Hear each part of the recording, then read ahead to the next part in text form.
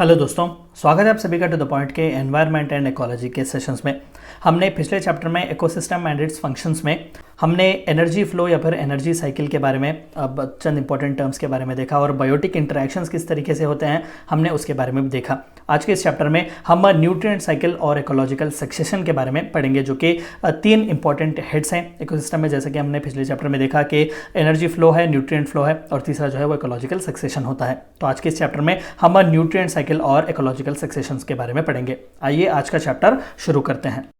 सबसे पहला nutrient cycling. देखिए, जिस तरीके से एनर्जी बहुत ज़रूरी है उसी तरीके से न्यूट्रिएंट साइक्लिंग भी होना बहुत ज़रूरी है, यानी कि न्यूट्रिएंट्स का एक ट्रॉफिक लेवल से दूसरे ट्रॉफिक लेवल तक जाना भी बहुत ज़रूरी है, क्योंकि न्यूट्रिएंट्स पर ही तो है हम अपने आप को डेवलप कर सकते हैं। एनर्जी नो डाउट आपको पुश करती है मेटाबॉलिक एक्टिविटीज़ करने के लिए, हर दिन की ज़िंदगी जीने के लिए, चल रहे हैं आप, बैठ रहे हैं, उठ रहे हैं वगैरह, लेकिन आपके ग्रोथ के लिए जो है वो न्यूट्रिएंट बहुत ज़रूरी होती है। तो इस तरीके के इस न्यूट्रिएंट साइकिल को पढ़ना जो है, ये न्यूट्रिएंट साइक्लिंग जो है हमें बताता है कि किस तरीके से न्यूट्रिएंट्स फ्लो हो रहे हैं पूरे हमारे एनवायरनमेंट में। The nutrient cycle is a concept that describes how nutrients move from the physical environment to the living organisms and subsequently recycled back to the physical environment। जाहिर सी बात है कि लिविंग ऑर्गेनिजम्स हो या फिर नॉन लिविंग ऑर्गेनिजम्स, वो environment से इंटरैक्ट जरूर करते हैं और खासकर लिविंग ऑर्गेनिजम्स अपने एनर्जी को, अपने न्यूट्रिएंट्स को इस फिजिकल एनवायरनमेंट से ही लेते हैं। तो न्यूट्रिएंट साइकिल जो है वो बताता है कि किस तरीके से फिजिकल एनवायरनमेंट से लिविंग ऑर्गेनिजम्स अपने न्यूट्रिएंट्स को ले रहे हैं और वापस से फिर से उसी फिजिकल एनवायरनमेंट में भेज रहे हैं। आप यहाँ पर देख सकते हैं कि सबसे पहला water and air penetrates the soil. हमने देखा कि वाटर, एयर और लैंड तीनों की ज़रूरत है एक इकोसिस्टम में लाइफ को सस्टेन होने के लिए। तो सबसे पहला बारिश वगैरह पड़ती है, यहाँ पर सॉइल वगैरह जो है वाटर और एयर वहाँ पर पेनिट्रेट करता है। जितने भी मिनरल्स हमें सॉइल वगैरह में मिलते हैं वो इस प्लांट के ग्रोथ के लिए जो है वो बहुत ज़रूरी है। एक प्लांट जो है उसी न्यूट्रिएंट्स को, उसी वाटर, उसी एयर का इस्तेमाल करके जो है खुद को एक पूरे एक ट्री की तरह जो है वो फॉर्म करता है। इसी ट्री के लीव्स वगैरह का जो है, अब एक एग्जाम्पल बता रहे हैं, वो ये जो डीर है एक लिविंग ऑर्गेनिज्म, उसे कंज्यूम कर रहा है, तो यहाँ से न्यूट्रिएंट जो है वहाँ पर फ्लो हो रहा है। एंड अगेन इस डीर के मर जाने के बाद जो है और इस प्लांट के डेड लीव्स वगैरह जो है, मैटर जो है वो अगेन ब्रेक डाउन होते हैं, डिकम्पोज होते हैं और ये जो है ऑर्गेनिक मैटर बनता है। इसी ऑर्गेनिक मैटर को जो है अगेन, जैसे कि मैंने कहा कि वाटर जो कोई भी सॉइल वगैरह पर पड़ता है, इसी डेड और ऑर्गेनिक मैटर के साथ मिलकर जो है इस प्लांट का न्यूट्रिएंट जो है वो फॉर्म होता है। तो इस तरीके से ये साइकिल है जो एंड हरगिज नहीं होता। एक छोटा सा एग्जाम्पल है, इसी तरीके से इंसान भी जो है वो जीते हैं,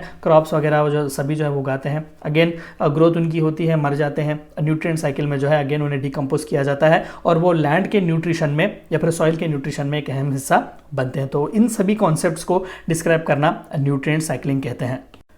तो इस न्यूट्रिएंट साइकिल में चंद इंपॉर्टेंट साइकिल्स हैं, जैसे कि हमने देखा कि वाटर और एयर वगैरह भी जो है, तो आइए इसके बारे में देखते हैं। हाइड्रोलॉजिक साइकिल भी इसे कहा जाता है, यानी कि वाटर का मूवमेंट किस तरीके से एनवायरनमेंट में हो रहा है।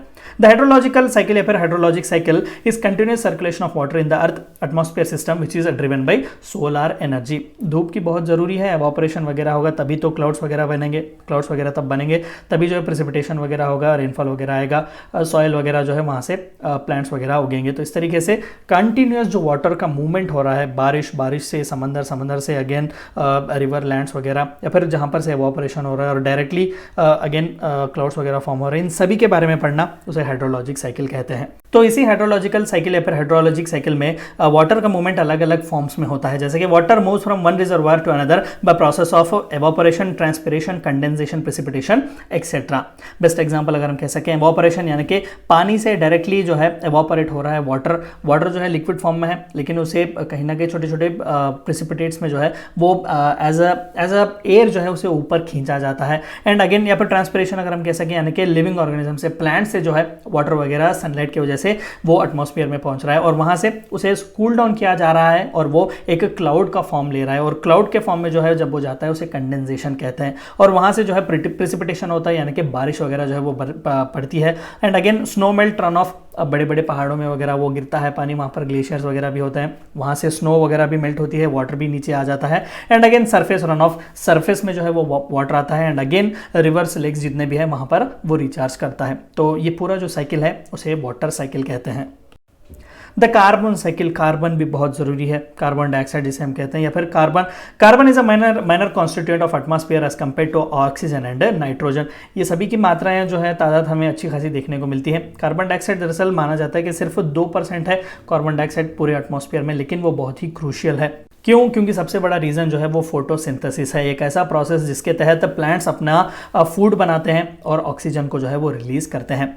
However, without carbon dioxide, life could not exist because it is vital for production of carbohydrates through photosynthesis by plants। जाहिर सी बात है कि ऑक्सीजन जो सबसे बड़ा प्रोड्यूसर्स हैं इस दुनिया में वो प्लांट्स ही हैं, जिस पर ह्यूमंस बहुत ही ज़्यादा डिपेंड होते हैं। बिना ऑक्सीजन के जीना इम्पॉसिबल है। तो उस ऑक्सीजन का मात्रा जो है सबसे ज़्यादा कंट्रीब्यूट करने वाले अगर कोई हैं तो वो प्लांट्स ही हैं। तो जाहिर सी बात है कि फोटोसिंथेसिस एक ऐसा प्रोसेस है जहाँ पर वो कार्बोहाइड्रेट्स बनाते हैं, यानी कि उनके फूड आइटम्स जो है या फिर उनके एनर्जी के लिए जो कार्बोहाइड्रेट्स वगैरह वो खुद ही बनाते हैं। तो ऐसे एक प्रोसेस में वो कार्बन डाइऑक्साइड लेते हैं और ऑक्सीजन छोड़ते हैं। आप यहाँ पर देख सकते हैं बहुत खूबसूरत तरीके से कार्बन को जो है साइकिल हमें बताया गया है कि सनलाइट का इस्तेमाल करके फोटोसिंथेसिस की जाती है। कार्बन डाइऑक्साइड भी इसमें बहुत ज़रूरी होता है। तो यहाँ पर आप मूवमेंट देख सकते हैं।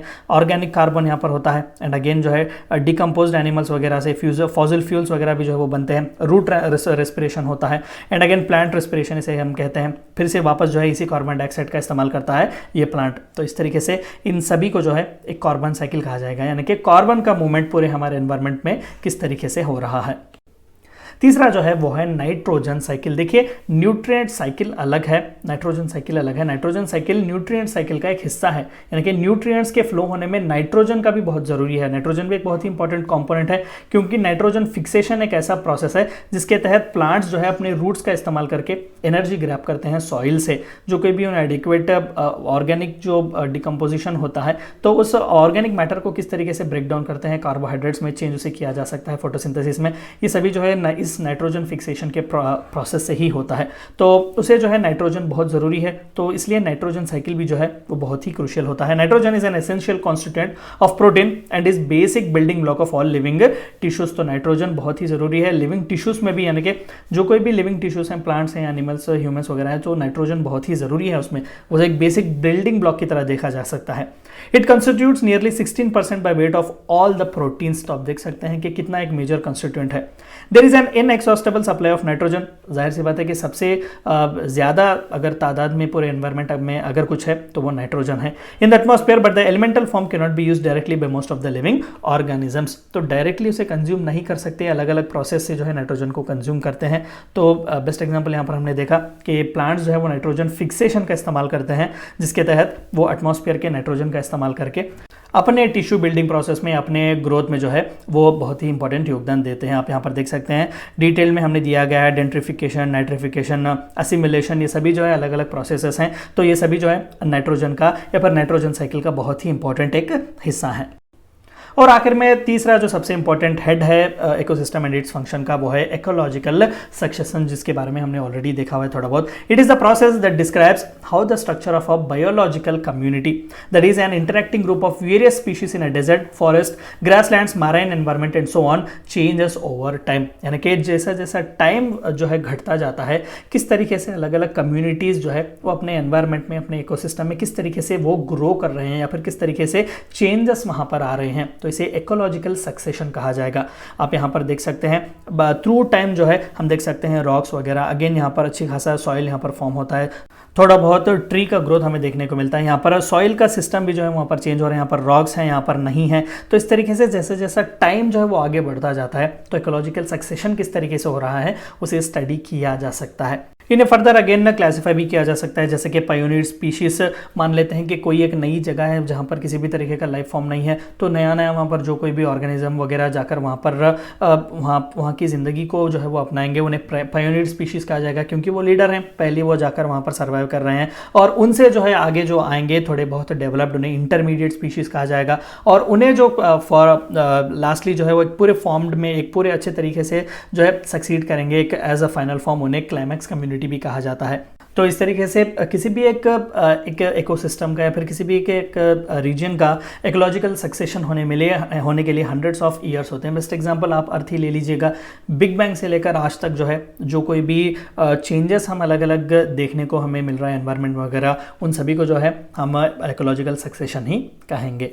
ये थी चंद बातें आपको जाननी थी इकोसिस्टम एंड इट्स फंक्शंस के बारे में, और खासकर न्यूट्रिएंट साइकिल और इकोलॉजिकल सक्सेशन के बारे में। Thank you for watching my video.